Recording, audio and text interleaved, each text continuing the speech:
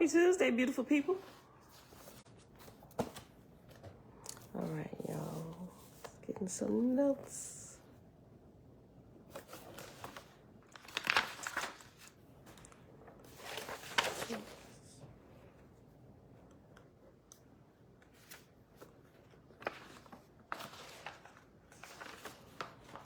We pause. Oh yeah. So that's when we started.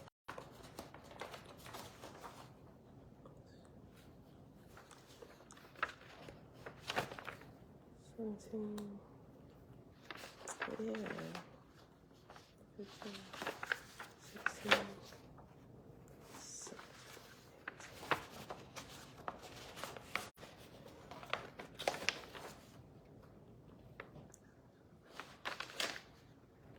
Is a page missing?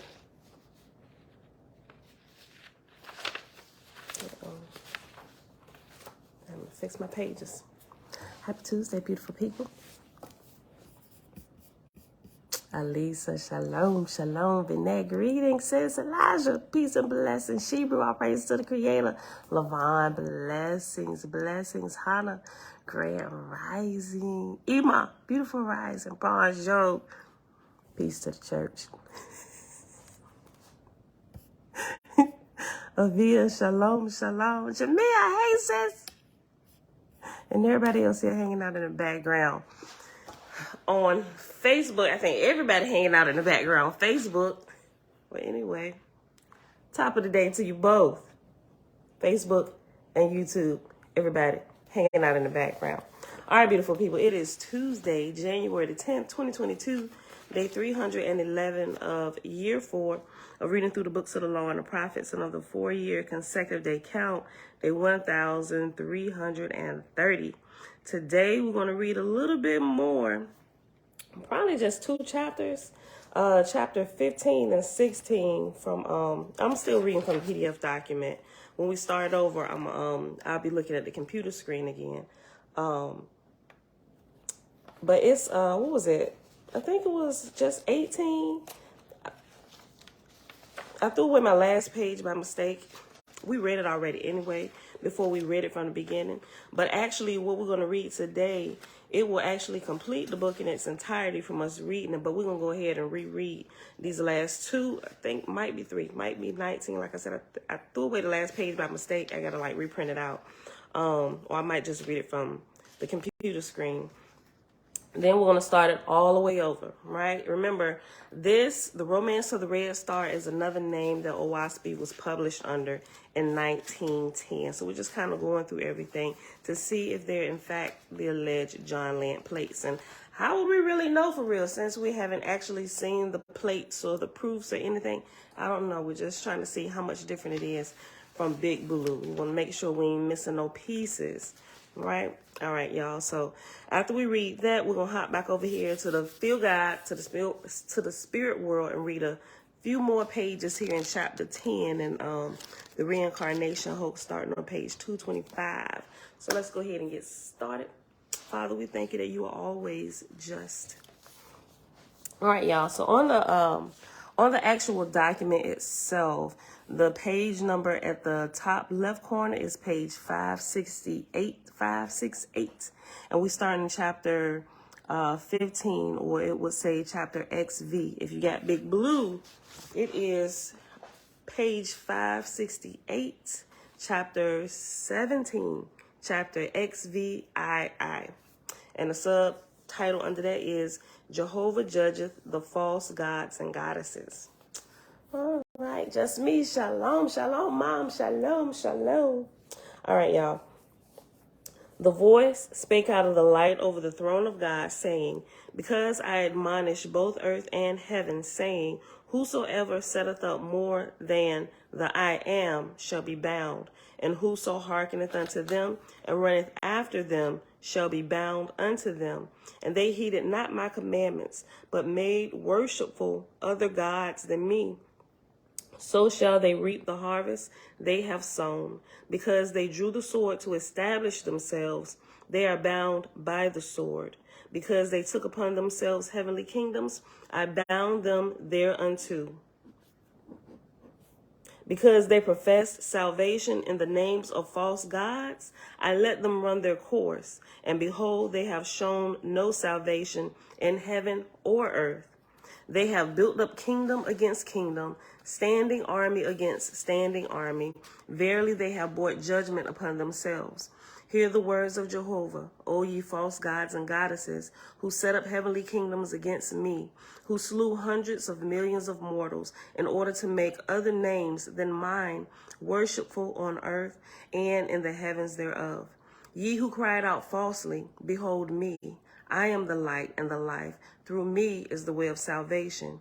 Ye who have used your names to lead mortals and angels away from the Creator, saying of yourselves, behold me, I am the Lord, I am God, my heavenly place is the all highest. Behold, I had spoken in the olden times, saying, whosoever taketh from my people for his own glory or dominion shall render unto me the just value. These have been my doctrines since thousands of years, and known unto you before ye deserted my kingdoms. Hear you then the judgment of Jehovah.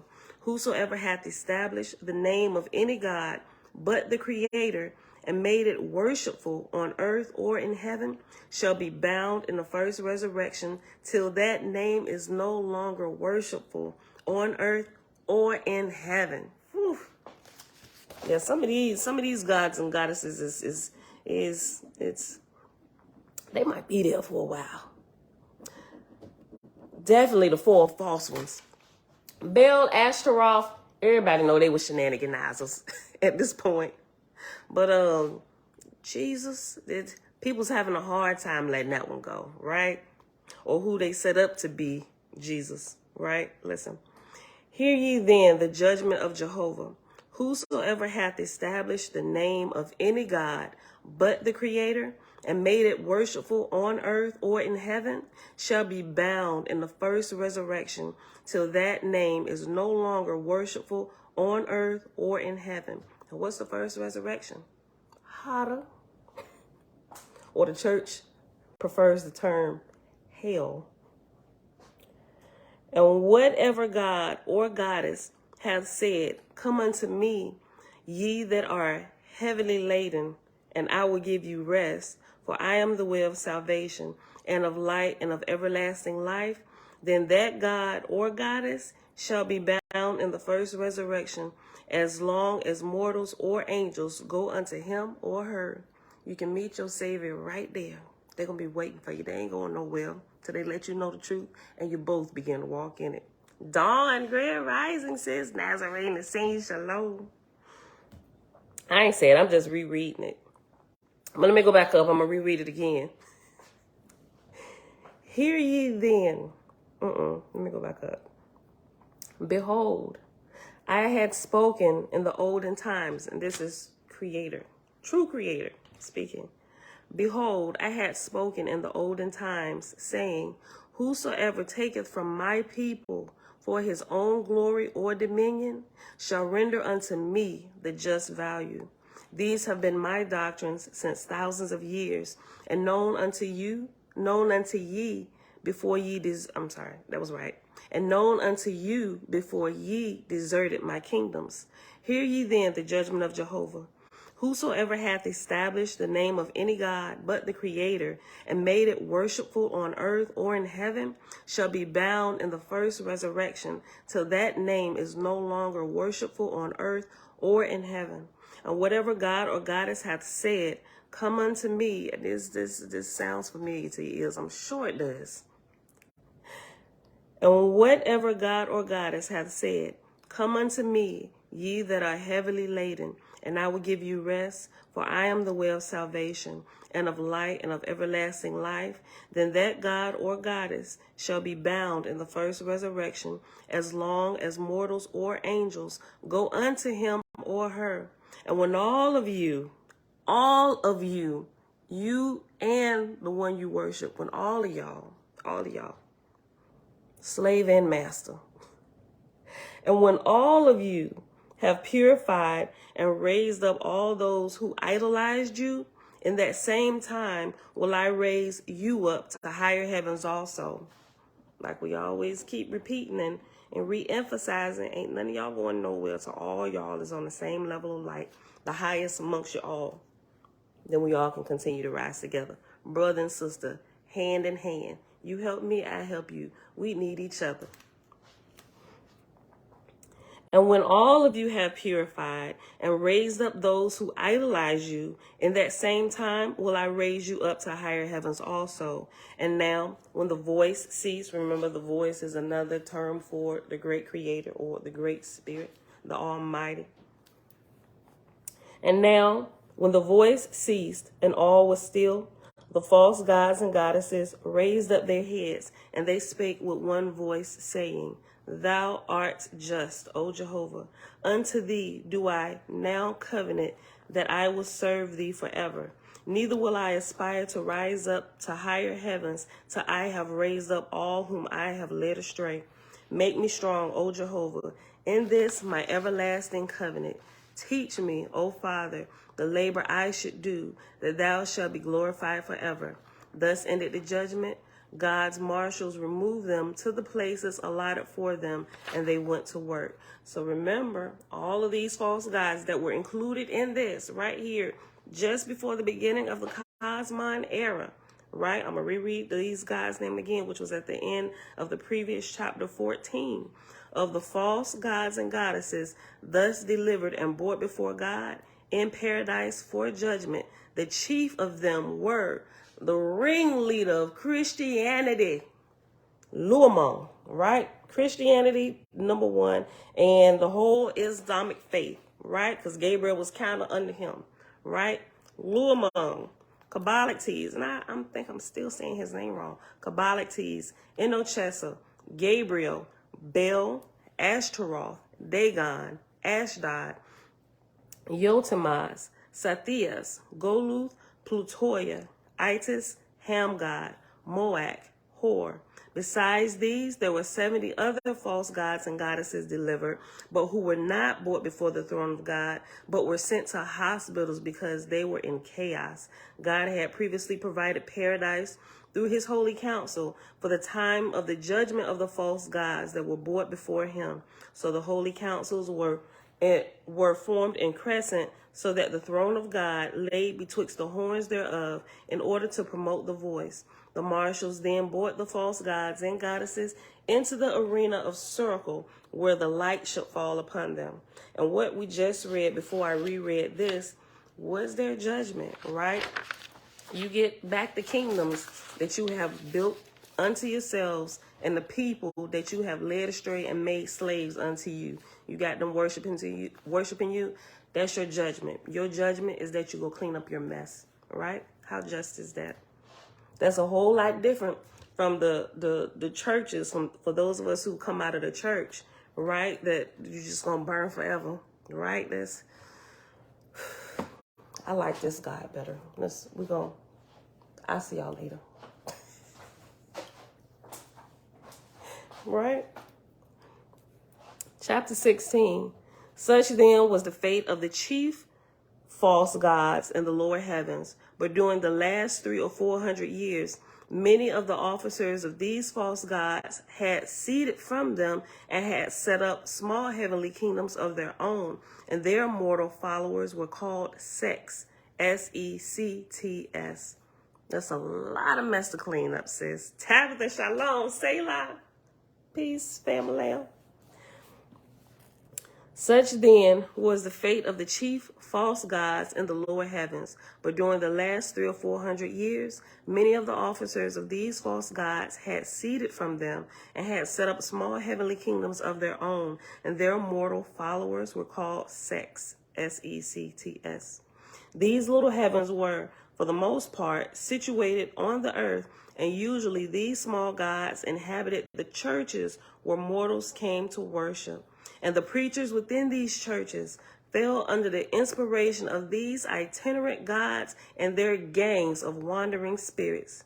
In Gautama, these inspirations were carried to such an extent by these Drusian gods that the mortals of one sect were made hostile, one sect against another, and enmity therefore existed between Protestants and Catholics, between Protestants and themselves, and betwixt all of these and the Jews.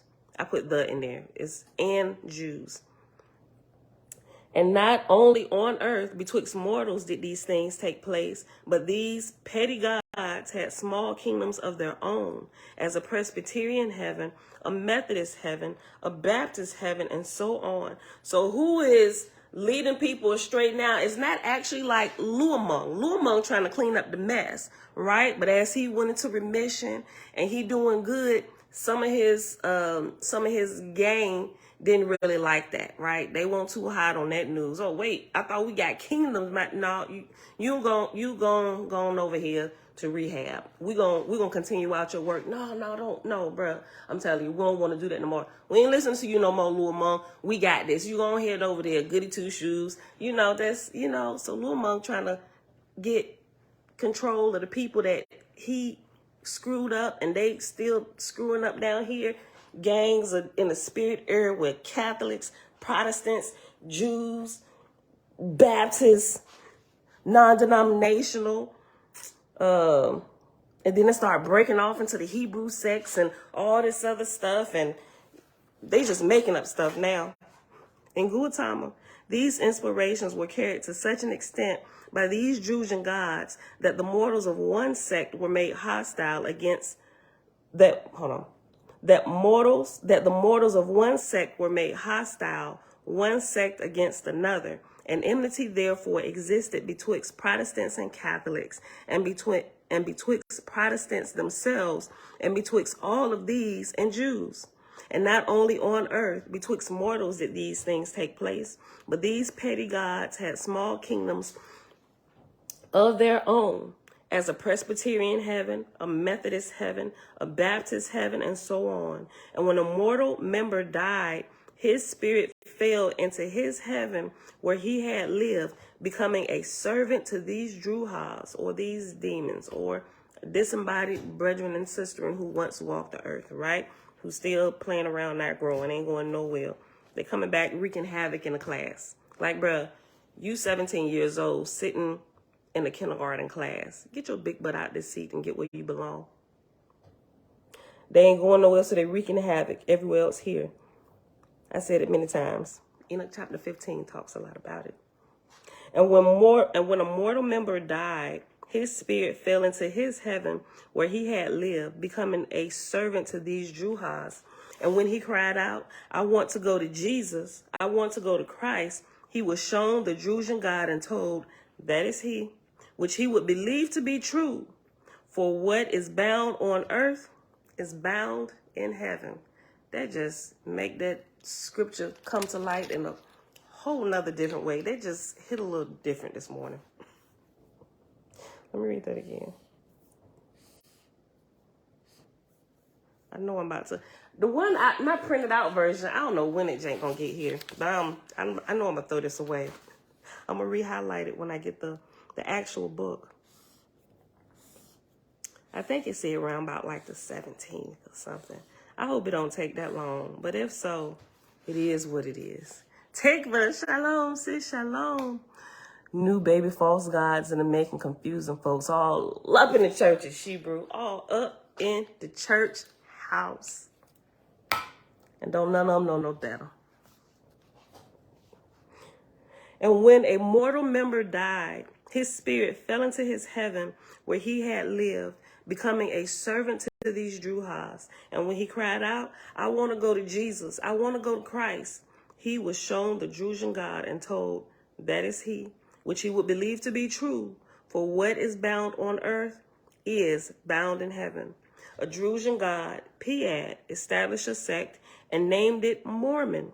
And he located his kingdom on earth with his mortal followers, and he became master over the spirits of his mortal followers in the same way, calling himself the true Christ.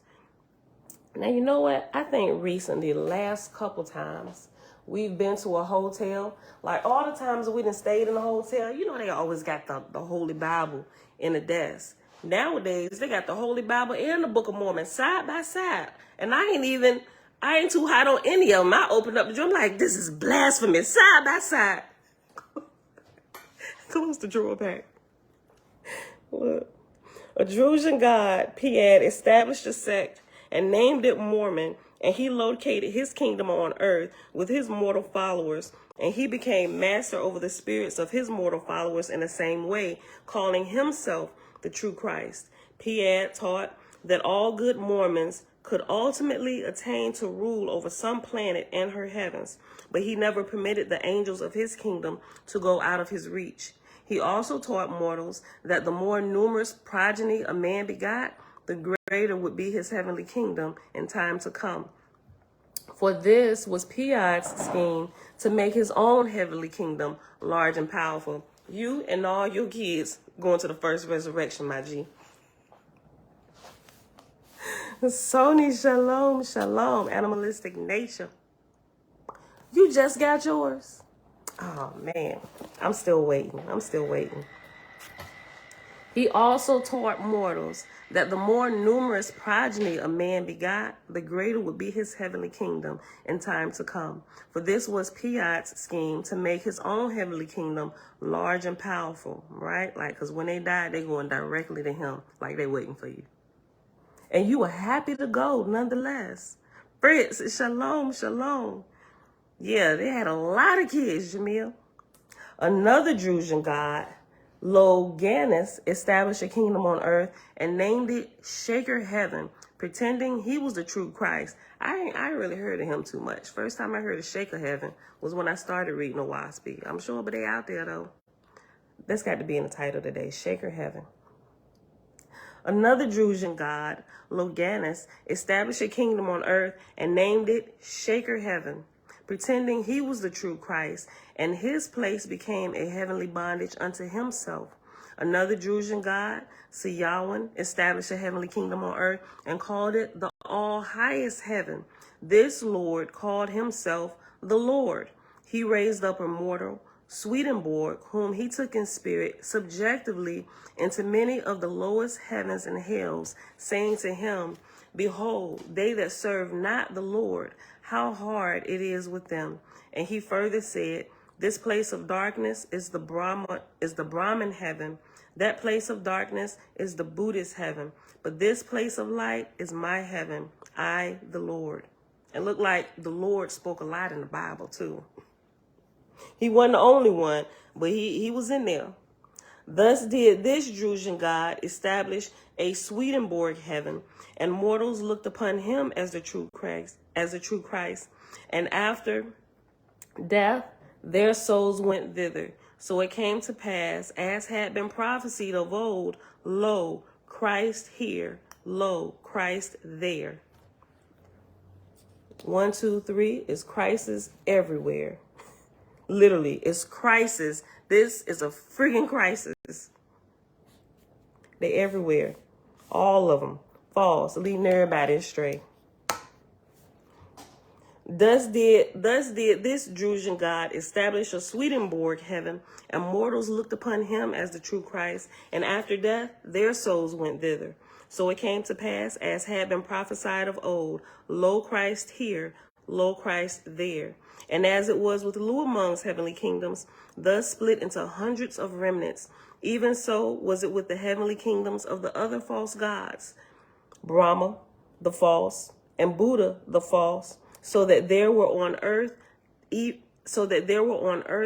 thousands of petty gods, heavenly kingdoms of darkness and misery. Now all these Drusian gods, whether of China or Vidu or Arabenia or Europa or Gautama, rejected Jehovah, but took the name of one of the 4 false gods, and protested that he himself was the real and true God and Savior. So these ones that broke off from Luamung and all the other shenaniganizers that's now in remission, trying to fix up their big mess, they now have taken on the names of the false Christ. So a lot of people don't even know that there has been a change of guard, so to speak. They still think it's one from the very beginning. They have completely missed the multiple changes changes of guard, right? All the different gods, they just looking at everybody as one now, right? Not realizing that everything is all chopped and screwed up.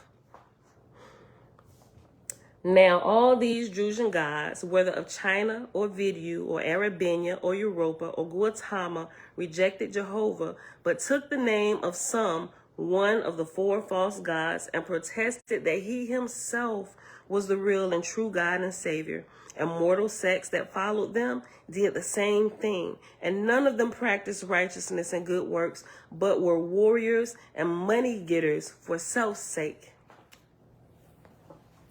God said, behold, I give a new testimony unto the nations of the earth. In the time I overcame and cast out the four heads of the beast, the acrimony existing between the different sects began suddenly to die out, and they spake friendly to one another. That's the end of that chapter. Chapter, where we at? 17. And I think this is what we picked up, the dawn of Cosmon. Yeah, so I read 17, and we'll pause. And I think I'll get the last page tomorrow and finish this, and we're going to start all the way at the beginning, right? So we'll read that one last chapter. It might be two. I forget. But we're going to start over tomorrow. We'll start from the beginning because we started with the last book first, kind of like how some movies give you a ending scene, then it rewinds and go all the way back to the beginning to tell you the story from the beginning so you can see how it ended up here. All right, chapter 17, at the top of the actual document in the left-hand corner, it says the dawn of Cosmon.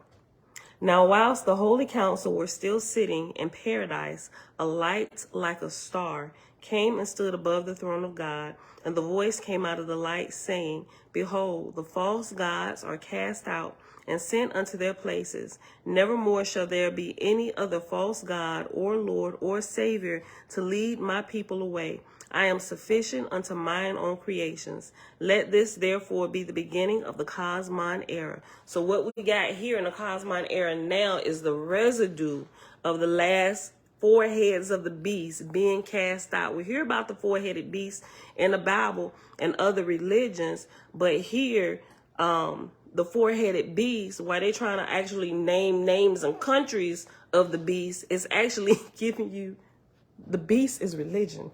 The beast has been cast out, right? It's just the remnants of the beast now that they're trying to wash up and clean up, right?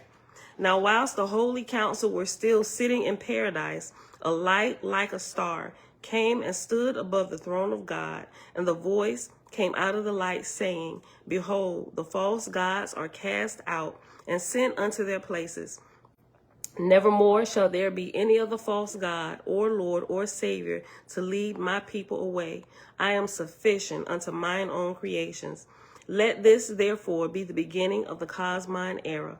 My people have settled the whole earth around, from east to west. The lands on the western borders of Gautama have become inhabited. Go then, my son, open the gates of heaven unto mortals. Let the angels meet them and talk with them face to face, right? So we got to revisit kind of and put it in its proper context, that scripture that we see in the New Testament where it says, we don't want to get it all mixed up, right? Because technically angels are what we would term dead, right? But they're not dead. They were once human, but now they're fully born in spirit. So when we die here, we call it death, but it's actually life. And they're not dead, they're living. So when the Creator said they can talk with us face to face, they're live on that side, we're live on this side, but there's this little split, right? And it's being chopped up, mixed up with doctrines about witchcraft and stuff. You got to be careful. You have to be careful. You really have to understand what's happening, right? Because if they're here to help us, and the Father is also in that realm, like fully all everything, because if they're dead, then that would mean that he's dead, but he's not. He forever lives. He's ever present, just like we will be when we won't be like like him, clearly not of that magnitude. We still just babes being born. But what I'm saying is they have authority to talk to us, and we can talk back, right? Coming out of the church, that's like, nope, we ain't supposed to be talking to the, it's just something that has to be worked out in the roadway of truth for you to like really understand. Tone, the lonely one, shalom, shalom. Listen, go then, my son, open the gates of heaven unto mortals. Let the angels meet them and talk with them face to face. Behold, my Ethereal ambassadress, Shesivi and Athotes, cometh in a sea of fire. The ship of the Ethereal goddess was seen descending from the higher heavens, coming as an open ring to embrace the whole earth. This is interesting. I just caught something right here that when we were looking in the El Paso Owaspy, right? It's interesting. Okay, so here,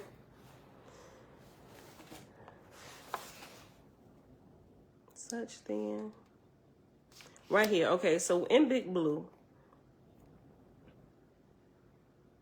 this lines up with what Big Blue has, but the El Paso Owaspy, and we talked about it a lot. I know y'all remember it because I was talking about, I was like, this said ships like it was more than one. So she came, it was a gang of them, right? So just one little S will throw you off. But this actually lines up with the Elois edition, right? I put an S here in my Elois edition right here. And I got like question marks with all the, like the extra letters added or whatever. But here in, the Romance of the Red Star, there is not an S on ship, right? So that's the same as here in the Elois edition. The ship of the Ethereal goddess was seen descending from the higher heavens, coming as an open ring to embrace the whole earth. Swifter and swifter came the Ethereal archangels till all the heavens of paradise were encircled in the love of the Almighty. Then God called out the legions who had the matter in charge, where mortals had been born for the work of Jehovah's kingdom. And God said, open the gates of heaven. Let the angels of Jehovah speak with mortals. The times of the Father's kingdom is at hand. Open the gates of heaven. Let the angels come forth in power. And that is where we will pause at. And that is what we should be witnessing and experiencing today. Hence the high level of spiritual activity. But even the high level of spiritual activity in line with the Creator also kicks up the dust at the bottom, and you got darker light also arising, trying to snuff out the light. But the light is always greater than darkness, right? Just stay on the road of light and you will continue to shine brighter and brighter, right? And the darkness, you ain't got to worry about the darkness. The darkness that's going to be like, the darkness of its own accord is just going to choose to leave you alone. Like, yeah, we tried it. We out. We're going to find somebody else to go mess with that. And as it's walking away, the light around you get brighter and brighter, right? And may many, many, many, many people be drawn to your light as you are lit by the Creator. And light up the world. Light up the world. All right, beautiful people. Let's hop on over here. Read a little bit more about this reincarnation hoax with my girl, Susan B. Martinez. Okay, so we paused on page 225. 225, chapter 10, the reincarnation hoax. The last thing we talked about was the little blurb about karma. Yeah, and how reincarnation, different things that fall in line with that. It keeps you pushing off responsibility. Either have you looking ahead into the future, some future time of being saved by a savior, being able to come back and do it all over again, or karma, trying to fix from a previous life. Like, it has you focused in every direction except for the here and now, and taking responsibility for the here and now. So that's what we paused at. So go to the bottom of page 225. Right after, matter of fact, let's just reread the quote. We don't die, we multiply. Yeah, they think they do, Shebrew. I use creator or great spirit. Oh, somebody must have asked a question. I like that, Tabitha. We don't die. We takes off our uniform. Tabitha, you got something good today, girl. She said, we don't die. We takes off our uniform, which is the human body, to allow the spirit to continue on eternally. I love that. We off duty here for now, right? I mean, we still on duty because we still got our flesh.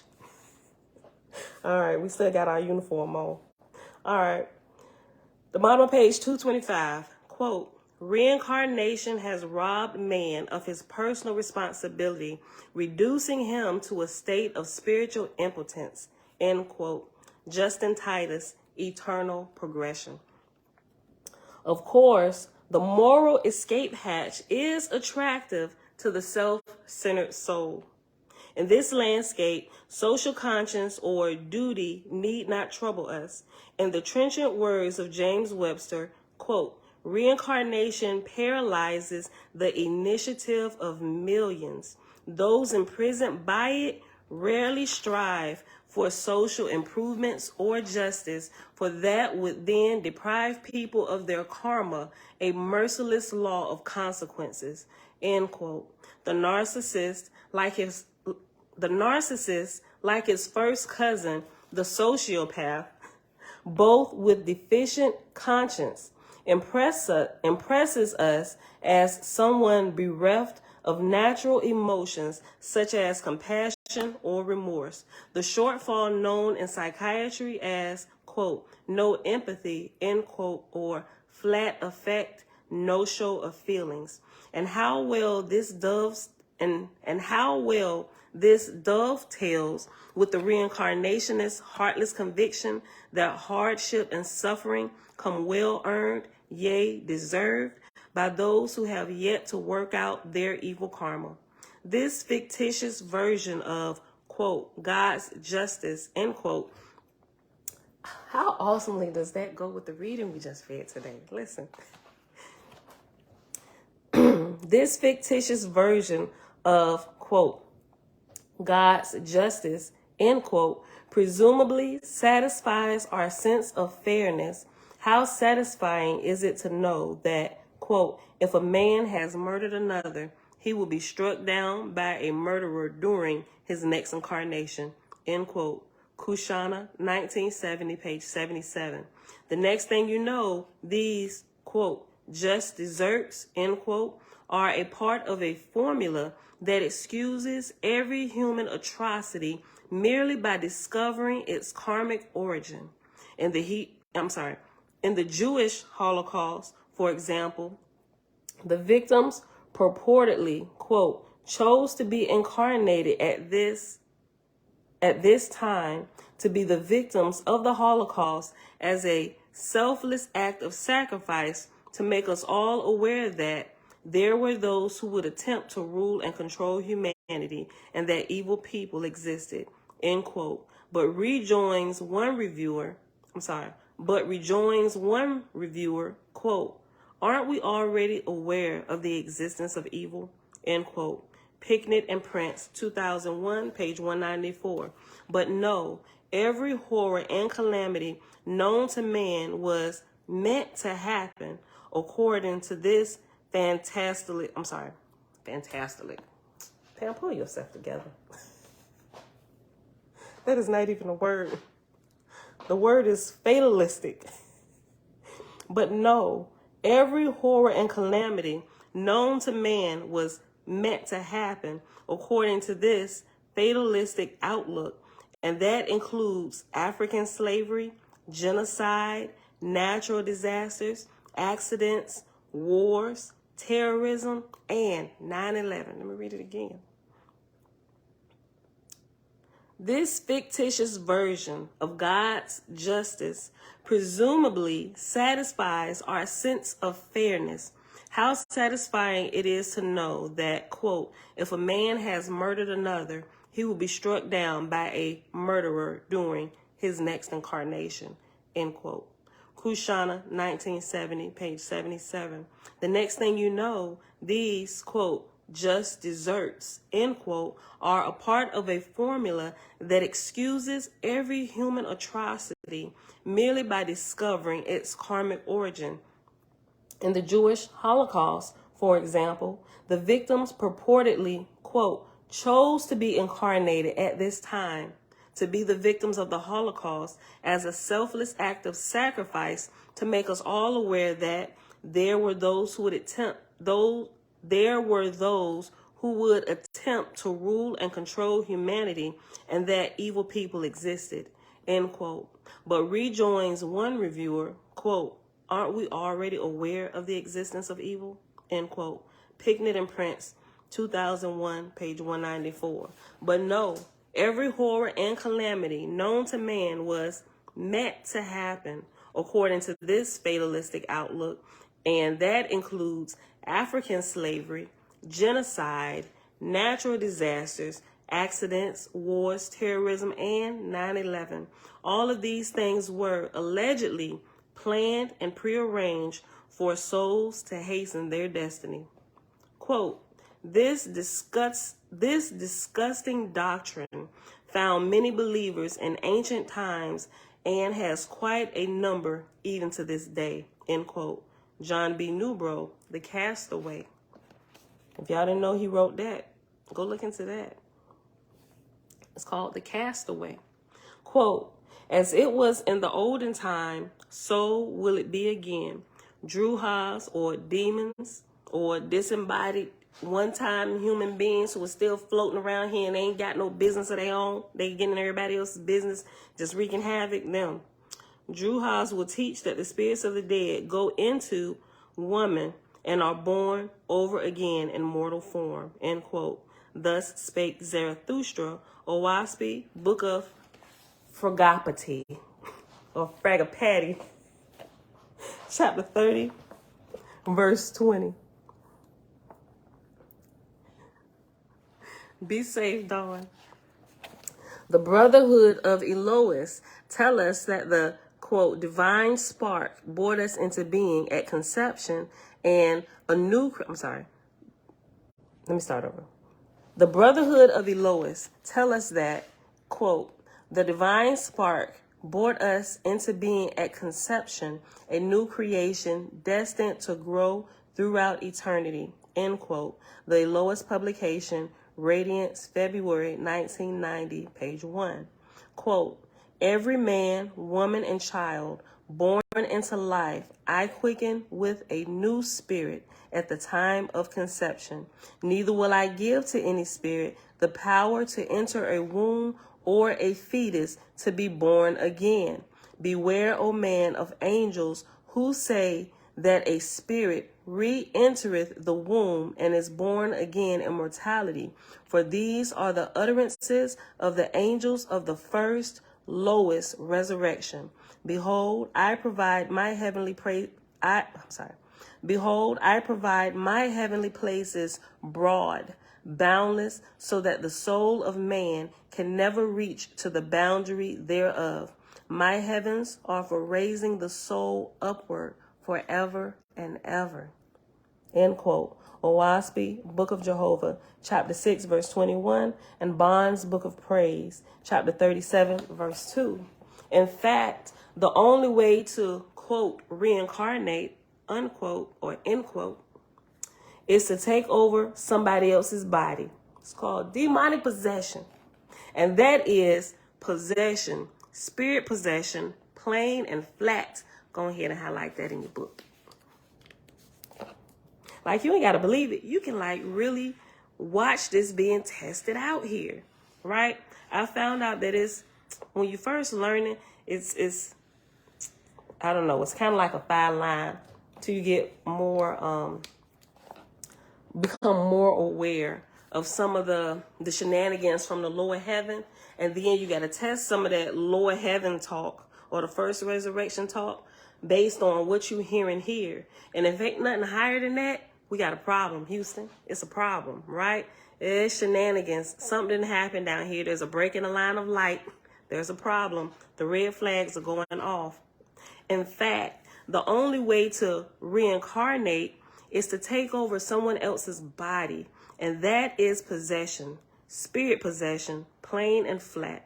As Stephen Blake, 2014, page 209 put it, the obsessor, quote, is no more an incarnation than a marionette is the incarnation of its controller, end quote. When a spirit maneuvers into someone's body and soul, it is then an obsessing spirit known to cause suffering both to itself and its victim.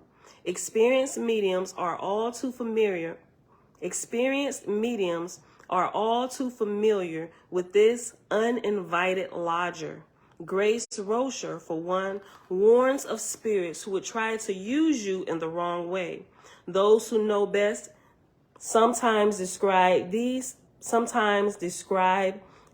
spiritual parasites, these freeloaders, as troublemakers, like Susie Smith, who warned that anyone who dies rebellious is a potential source of mischief, right? People who died in drive-by shootings and stuff. Yeah, they're on the list of potential miscreants causing havoc in the spirit realm, right there where they was causing all that trouble. Like, they're gonna be lingering around. They old haunts. They're gonna be lingering around there, right? And it's possible they're gonna keep the violence party going, which clearly, if we pay attention and do some inspection of some of these places where all this stuff is happening, the more it happens, the more populated it gets in spiritual activity there, because these spirits ain't going nowhere, right? I've never seen a happy possession. Yep, ain't none of them really happy. They ain't too happy about it. Mick M. Shalom, shalom. Soon as you're born, you're dying. Soon as you die, you're living. I like that, right? That I like that. Right.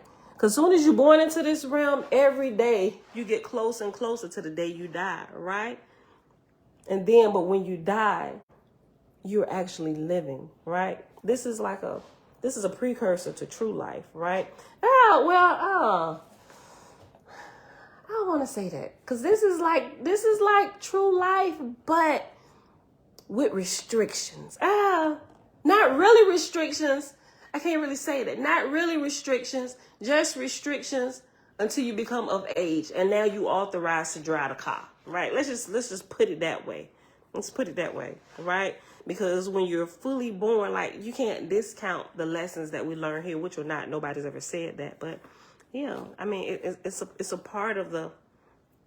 This is a part of the birthing period, because we're inside of two wombs right now, like the womb of our flesh and the womb of this earth. But when we're born, we come out of this womb and then we enter into, yeah, y'all get it. Listen.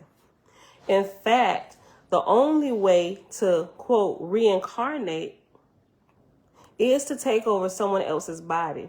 And that is possession, spirit possession, plain and flat. As Stephen Blake, 2014, page 2009 put it, the obsessor, quote, is no more an incarnation than a marionette is the incarnation of its controller, end quote. When a spirit maneuvers into someone's body and soul, it is then an obsessing spirit known to cause suffering both to itself and its victim. Experienced mediums are all too familiar with this uninvited lodger. Grace Rocher, for one, warns of spirits who would try to use you in the wrong way. Those who know best sometimes describe these spiritual parasites, these freeloaders, as troublemakers, like Susie Smith, who warned that anyone who dies rebellious is a potential source of mischief. Prince, shalom, shalom. Wait, did I already say? You was in here earlier. First time, shalom, shalom. Stephen, peace and blessings. Okay, page 227 at the bottom, last paragraph. Field Guide to the Spirit World. Joe Fisher, one-time member of a reincarnation cult, but turned whistleblower, came to see these past life selves as mischievous and possibly malevolent discarnates, humans who no longer had physical bodies, neurotic entities who longed to live and breathe once more. 2001, page 270 to 271. Deeply involved for more than 3 years in channeling spirit guides who were espousing reincarnation, Fisher finally pulled away when he felt himself losing control. He was an impassioned wreck.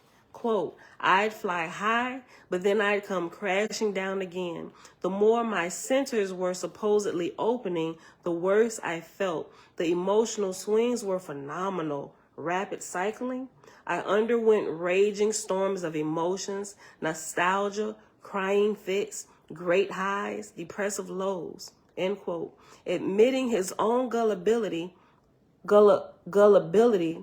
Fisher finally describes how these, quote, imposters and masters of deception were brainwashing me. It was magnificently done.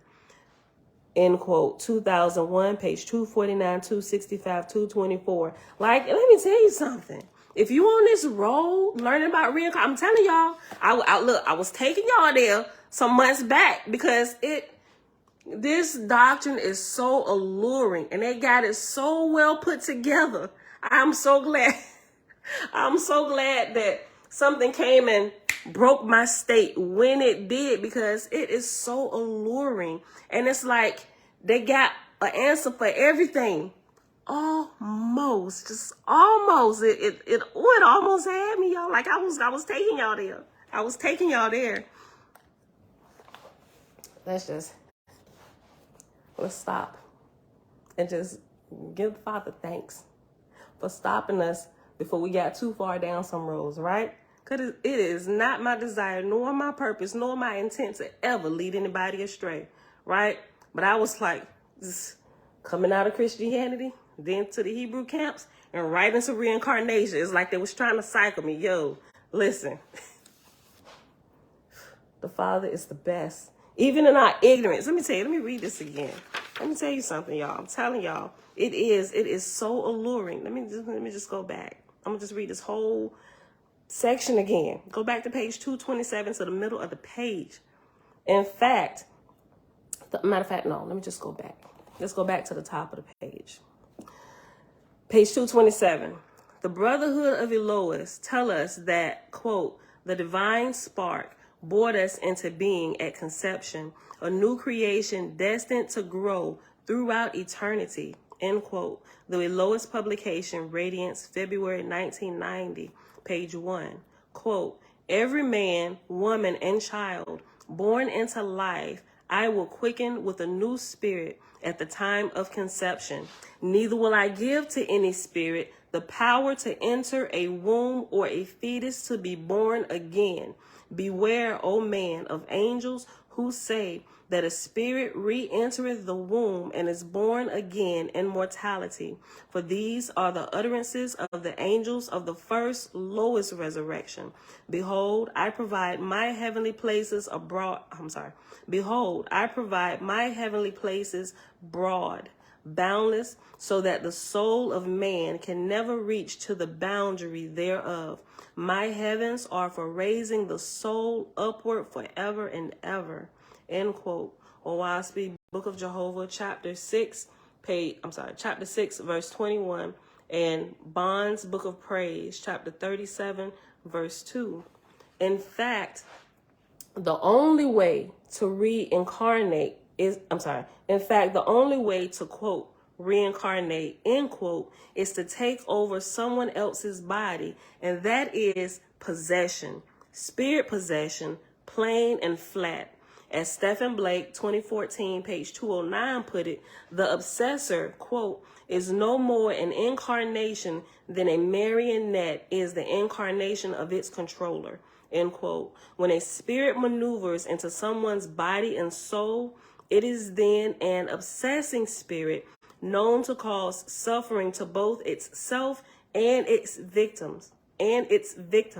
Experienced mediums are all too familiar with this uninvited lodger. Grace Rocher, for one, warns of spirits who would try to use you in a wrong way.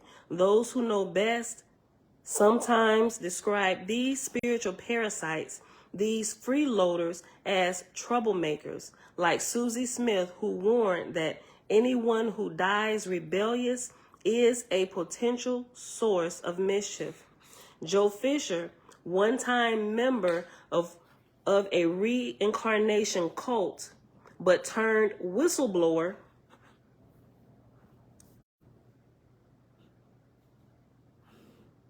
Joe Fisher, one-time member of a reincarnation cult, but turned whistleblower, came to see these past life selves as mischievous and possibly malevolent discarnates, humans who no longer had physical bodies, neurotic entities who longed to live and breathe once more. End quote. 2001, page 270 to 271.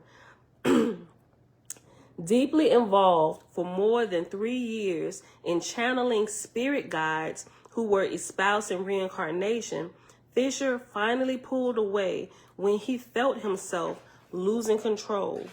He was an impassioned wreck. Quote, I'd fly high, but then I'd come crashing down again. The more my centers were supposedly opening, the worse I felt. The emotional swings were phenomenal. Rapid cycling, I underwent raging storms of emotion, nostalgia, crying fits, great highs, depressive lows, end quote. Admitting his own gullibility, Fisher finally describes how these, quote, imposters and masters of deception were brainwashing me. It was magnificently done, end quote. 2001, page 249, 265, and page 224. On November the 1st, 1922, which is All Souls Day in Europe, a very famous deceased medium came through the small Wickland circle using the entranced Mrs. Wickland as the, quote, live wire, end quote. The, quote, visitor, end quote, was Madame Blavatsky X, one-time empress of the occult, high priestess of theosophy, and professor of reincarnation, all of which dogmas she recanted that evening. Before taking questions from the sitters, she remarked, quote, some may say this is not Madame Blavatsky, but do not doubt it. It is. They may say she would not say so-and-so, she would not talk so-and-so, but it is Madame Blavatsky, end quote. Much of her discourse seemed almost like a confession. She owned, quote, I was a medium and I could have done a great work, but I became obsessed. I had many earthbound spirits around me, end quote. And after it said, much of her discourse seemed almost like a confession, there's an asterisk, and down at the bottom the asterisk says, for a complete transcript of the, quote, experience, end quote, see Wickland, 1974, page 351 to 357. So that reference, if you're curious about that, that reference is in the bibliography of this book. Just find that and you can go pull it up and read like the whole discourse on that event. They may say she would not say so-and-so, she would not talk so-and-so, but it is Madame Blavatsky, end quote. Much of her discourse seemed almost like a confession. She owned, quote, I was a medium and I could have done a great work, but I became obsessed. I had many earthbound spirits around me, end quote. It may have been her first, quote, airing, AIRING, end quote, since her death in 1891, though she declared in her opening words that, quote, there is no death, end quote. She called this a truth, not a theory. She hastened to tell her story and thus began by admitting her worldly ambition. Quote, I wanted to be a leader in some way or another. I studied reincarnation and I thought there was truth and justice in the theory and that we come back and learn and have more experiences. I taught it, but I was mistaken. Memories of past lives are caused by spirits representing the lives they lived. When I came to the spirit side of life, I learned that reincarnation is not true. Still, I did not want to believe that. I tried and tried to come back to be somebody else, but I could not. We cannot reincarnate. And this is her spirit after she's been passed on. Like they holding a whole channeling session. Just like, look, just like Saul went to the medium. They outlawed all the mediums and stuff and called up Samuel. Like, this in itself, listen. What's crazy about this is Saul goes to the medium in the Old Testament. I believe it's in Kings. Is it in Kings? No, I'm sorry. No, it's not in Kings. It's in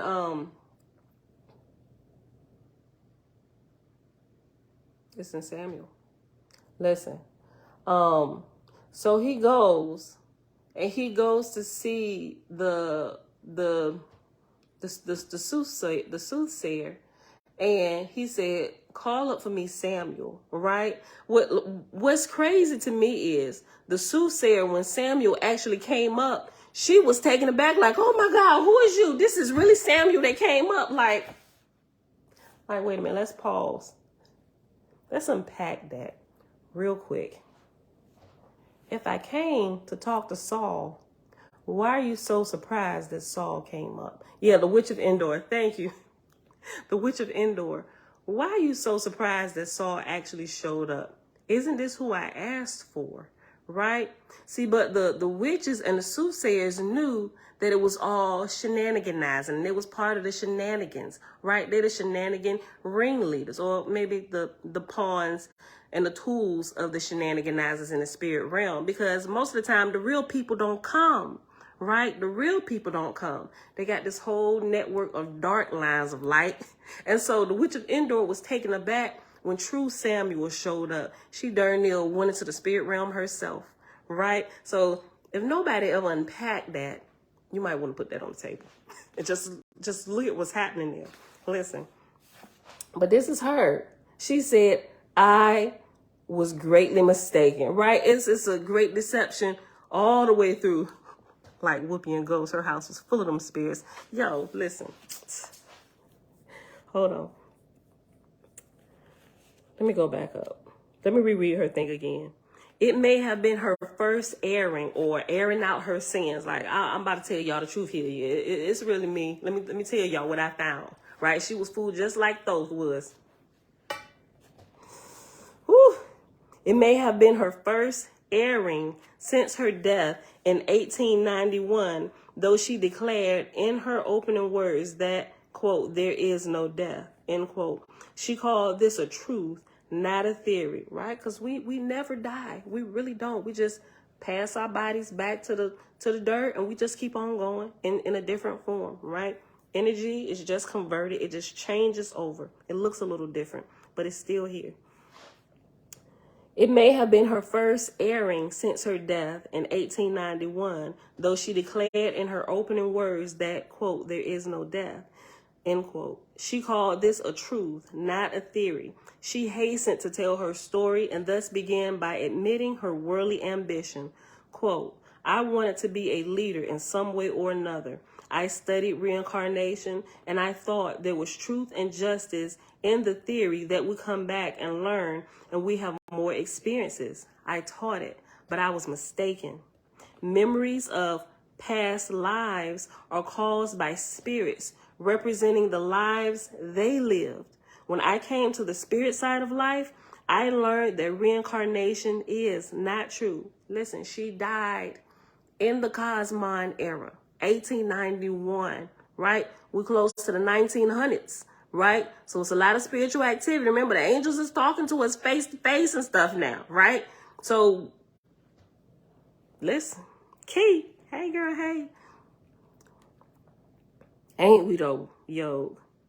I wanted to be a leader in some way or another. I studied reincarnation, and I thought there was truth and justice in the theory that we come back and learn and have more experiences. I taught it, but I was mistaken. Memories of past lives are caused by spirits representing the lives they lived. When I came to the spirit side of life, I learned that reincarnation is not true. Still, I did not want to believe that. I tried and tried to come back to be somebody else, but I could not. We cannot reincarnate. We progress. We do not go back. When we go to the spirit side, we go on to a higher life.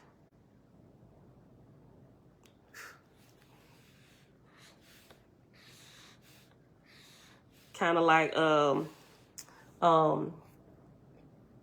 this reminds me of the dead man's wish in the New Testament, right?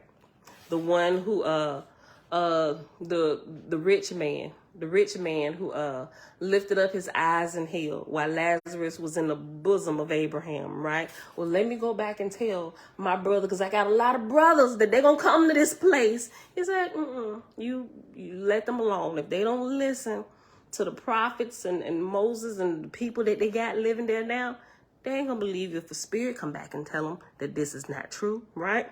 So it's like they're getting the dead man's or the dead woman's wish. Yo, y'all, reincarnation is not the truth. Look, Blavatsky X. I think this is actually her picture. Sheba just said, who is Blavatsky?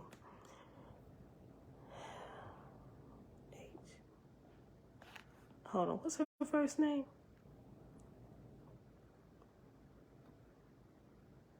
The controversial HPPB. I think that's her. Madame Blavatsky. I think that's her. Shebrew. Can y'all see I'm trying to show her at the same time? Y'all see that? Cosmon, shalom, shalom. Nene, shalom, sis. Communicator, shalom. Hold on. Yeah, that's her. Helen. Thank you. Yeah, that's her initials. I don't know what the P stand for.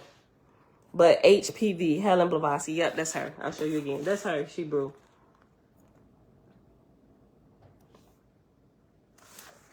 Okay. That's figure 10.2, the controversial HPV. PB, I'm sorry. Blavatsky X. And remember, when they put X at the end of their name, that means they're already, like, they've already died here. They've been fully born, right? So this is a now fully born spirit speaking. Blavatsky X said all in one sentence when she identified so-called memories of the past life as nothing more than thoughts or recollections conveyed by discarnates, or the thoughts and past lives and memories of those already born full in spirit, projecting their lives onto you, making you believe that this was one of your past lives. And if you fall into it, you actually open up all your chambers and all your doors and all your windows, and they're going to step right in. Thank you very much. Get on to the back seat, homie. Your job here is done. Now let's go. I got some unfinished business I need to take care of. Take me back to my old haunts. Blavatsky X said it all in one sentence when she identified so-called memories of past life as nothing more than thoughts or recollections conveyed by discarnates. It might be relevant at this juncture to mention that such transfer of thoughts relies on two often unseen factors.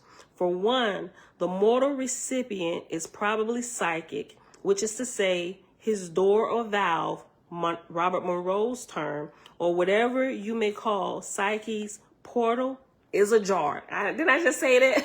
All your gates is open. You didn't open up all your gates. You didn't open up all your doors. You didn't open up all your windows, right? Your portals are open now. For one, the mortal recipient is probably psychic, which is to say his door or valve, Robert Monroe's term, or whatever you may call psyche's portal, is ajar, whether he knows it or not. He has a high PSIQ. There are so many people in this category, most notably those who have been opened willy-nilly by an early trauma. She's using one of my favorite words, willy-nilly. There are so many people in this category, most notably those who have been opened willy-nilly by an early trauma.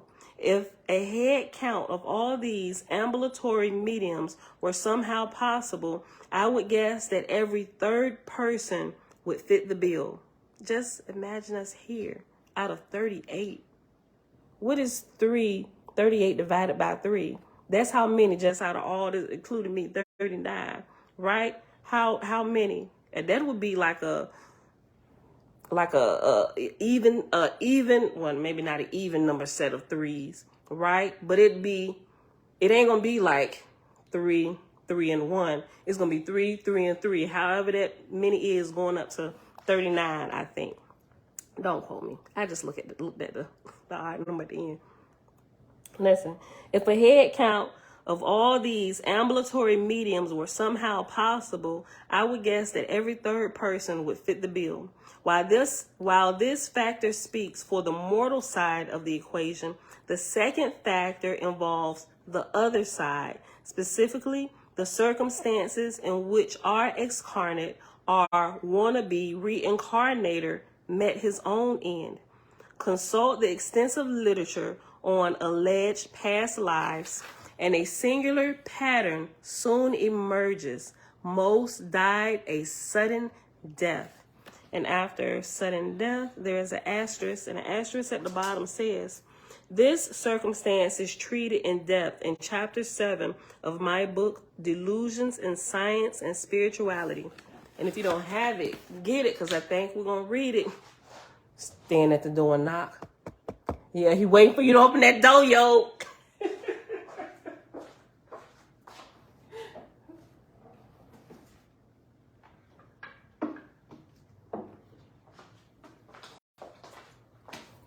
We're going to add it to the lineup. This is the book she's talking about, Delusions in Science and Spirituality. Chapter 7 is called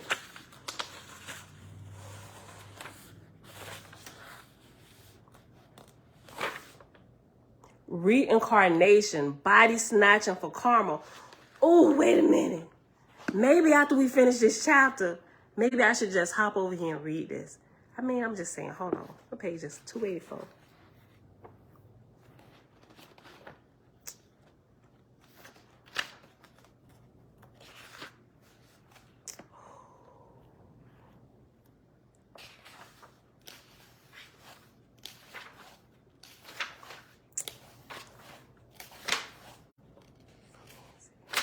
Ooh, you look.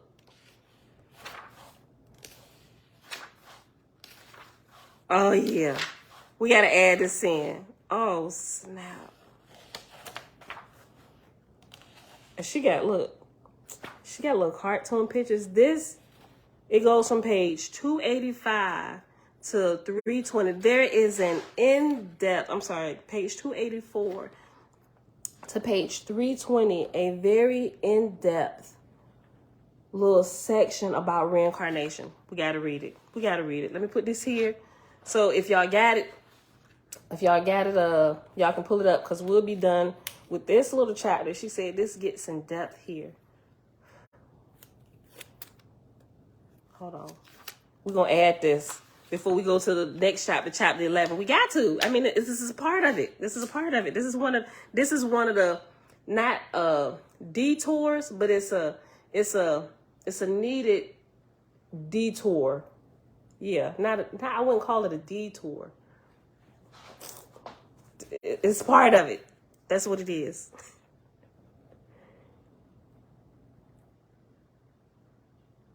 Okay.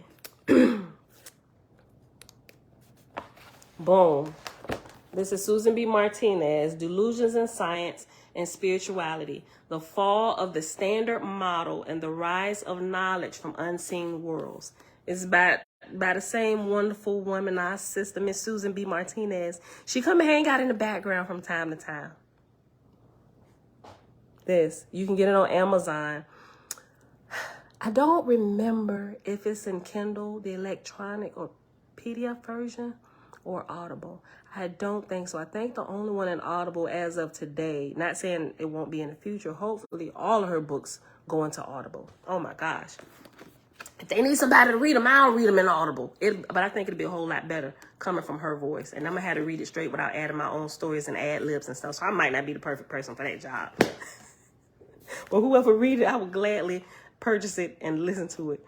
You got it? Okay, yeah. So once we're done with this, the reincarnation hoax, which we only got a few more pages. Yeah, page 242. So probably maybe like 2 days max, maybe 2 days max. So we'll finish this chapter. And before we go on to chapter 11, Freeing the Ghost, we're going to hop over here and read this more in-depth portion right here. You got to go to work first time? Go ahead, clock in on the man's time. This is recorded. You can come back. And I'm going to stop doing that because I know all y'all ain't going to be working for the man. I work for the man, but the man just happened to be my husband. We work together, right? So I don't be doing just what I want to do all the time, for real. But yeah, this is recorded, and we about to end anyway because we're at 1 hour and 16 minutes. We're gonna probably pause. We're gonna pause after this this paragraph that I was just reading, which will be in like 2 minutes. All right, but let me finish reading this footnote. Hold on. Let me reread this last sentence, then I'll reread the footnote again. Well, I didn't even finish the whole footnote. I just read like the first sentence. At the bottom of page 229, while this factor speaks for the mortal side of the equation, the second factor involves the other side, specifically the circumstances in which our excarnate, our wannabe reincarnator, met his own end. Consult the extensive literature on alleged past lives, and a singular pattern soon emerges. Most died a sudden death. And that's the asterisk. So let's drop back down to the bottom, page 230, and finish reading this. This circumstance is treated in depth in chapter 7 of my book, Delusions in Science and Spirituality. It is also a matter of record that persistent phantoms, when investigated by trained mediums, inevitably go back to a sudden death experience. Wilma Davidson, British psychic and spirit rescuer, once went on an organized, quote, ghost walk, end quote, and discovered that, quote, none of these poor departed souls seem to have had a normal death. They either died brokenhearted, were murdered, or worse. Several ghostly figures ran past us in the shadows, end quote. Ooh, I don't know that I can be a ghostbuster. I'm already like, this is too much in here. I know the spirits is supposed to be, this is cosmic error, but y'all got break me in slow. I'm still having trouble with scary movies. Look, and what's crazy is we scared of movies made in Hollywood. Hold on. We more scared of movies made in Hollywood than actual, like, I'm equally scared of both. I'm just trying to, wait a minute, y'all. I'm just break me in slow while I'm learning. Like, don't just throw it all on me at one time. Just give me I don't know, but don't scare me. Hold on. Several ghostly figures ran past us in the shadows, end quote. Davidson, 2006, page 72 and 61 to 62. Go back up to the top of page 230. That was the end of the footnote. An unusual statistic. It is a giveaway indicating the restive soul whose mortal life has been unfairly cut short, deprived of a smooth transition. The traumatized victim becomes fixated, still hovering at the edge of life, unable to move on. Some were children who died a violent death. Others died in a fire, yet others in war. Some were murdered. Others perished in an accident or natural catastrophe. Reincarnations have never been able to answer this obviously skewed statistic, whose true significance only comes to light when we factor in the earthbound penchant of these unfortunate souls. And this is where we're going to pause it after this quote right here. Quote, to induce the spirits of the dead to rise up from the earth, to make them put away earthly desires, to become pure and wise and strong. What an endless labor for thy creator and his exalted angels, end quote. And that's Owaspi, Book of Judgment, chapter 15, verses 6 through 7. Spooky hour, I know, right? Listen, how about, y'all, I don't listen, for real. I don't know what's going on in my house. I wasn't even here, and my oldest son was here, right? Because all of us, with the exception of the two oldest boys and my grandbabies, this past weekend, we went to the wedding, right? But he was here, my oldest son, and my 19-year-old Jeremiah, he went to stay over at my mama's house with my brother and my nephew. So Elijah was here with his 3 kids, right? He calls me on the phone. He said, Mom, I don't know what's going on in y'all room. He said, but it sounds like somebody in there walking back and forth. I was like, oh my God, it's back. I said, go up there and see Elijah. I said, you let somebody in? He said, no. Clearly, I know. We got cameras everywhere. So we ain't seen nobody walk in the house. We knew it was just him. I'm scared. Like, I thought about it.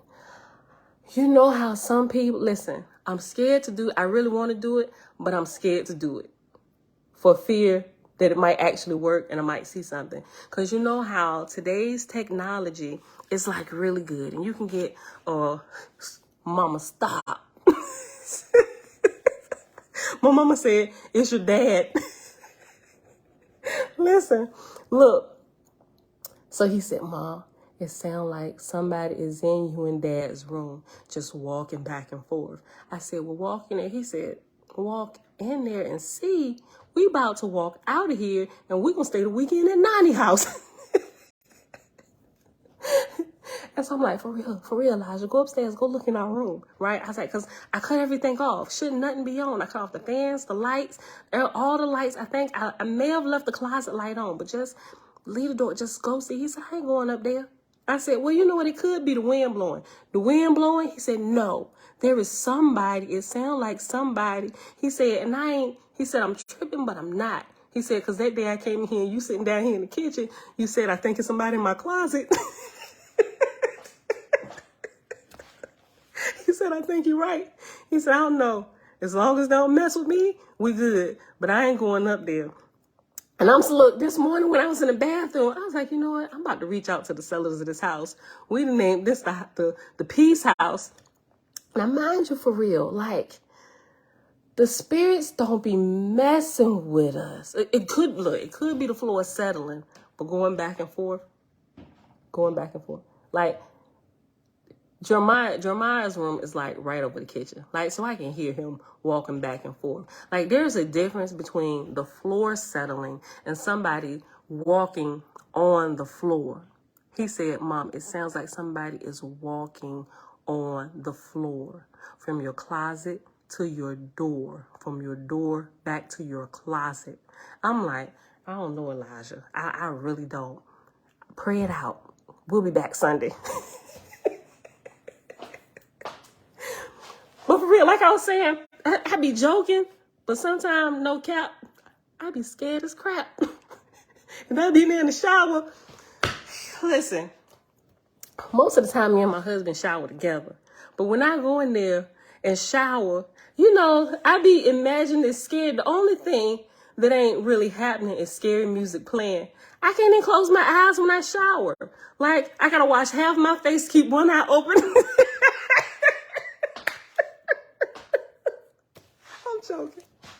I'm joking.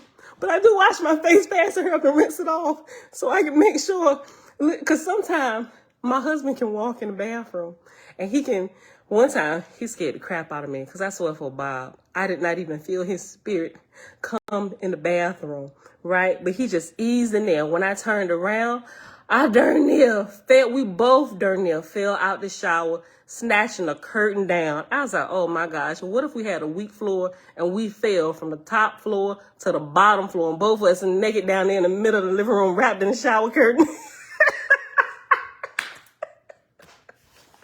I be thinking of some stupid stuff, but sometimes I be scared taking a shower because you hear stuff, and sometimes I know my husband is like not even upstairs. Like I said, most of the time we'll shower together, but sometimes if I'm like in and out or if I've been cleaning, I'll go. But I do, for real. No cap. Hey, babe. I be scared in there for real, because I be scared that somebody gonna snatch the curtain open or something like that. I don't know. I be in there washing up, and if I turn around, I'm scared that I'm gonna see a spirit or something. I don't know. I got crazy thoughts be going through my head sometimes. Sometimes it's just watching too much TV. At least that's what my husband tell me. All right, y'all. But yeah, I told my husband last night, and he was like, "For real?" And that's all he said. I was like, "Yeah, Elijah." I said, I don't doubt it, because the other day when a book flew off the desk, he was like, "Book flew?" I said, "Yeah, like I was sitting there and a book flew off the desk into the floor." Like, it's the first time I told him that. So I don't know, y'all. I was thinking, I was like, I'm gonna really call the sellers of the house and see, like, if somebody like died here or something. I don't know, cause here, do they have to disclose that here in Virginia, babe? They don't have to disclose that here in Virginia, But yeah, I don't know. But it very well could be my daddy and that whole little thing in my closet, the little thing. We ain't buried it yet. Okay. All right, y'all. That's it. We done for today. We done. I was just a little bit of this spooky hour stuff. All right, y'all. Look, let's get out of here. Y'all, it is Tuesday, January the 10th, 2023, day 311 of year 4, reading through the books of the law and the prophets under the 4-year consecutive day count, day 1,330. Today, we read a little bit more in the book of Cosmon. I read it from the PDF, but I'll probably be reading it from the screen tomorrow. But it's like, it's 18, like I said, I don't remember exactly. I got to pull it up and look. It's like one or two more chapters of chapter 18 and possibly 19. It could just be the rest of chapter 18 because my last page is gone for some reason, the ones I printed out. So we'll finish reading up that tomorrow, and we'll start over all the way at the beginning. And we read a little bit more of chapter 10, the Reincarnation, Hoax, and the Field Guide to the Spirit World. And when we get done, remember, we're going to jump over here and read the in-depth study that she did of reincarnation and delusions in science and spirituality. But where we paused at today was we started on page 225 and we paused at the middle of page 230. All right, beautiful people. So with that being said, thank y'all for hanging out. Father, we thank you that you are not just, but you are also always true. All right, beautiful people. I love y'all, and I will see y'all back here tomorrow morning, bright and early, 6:15 a.m. Eastern Standard Time. Peace.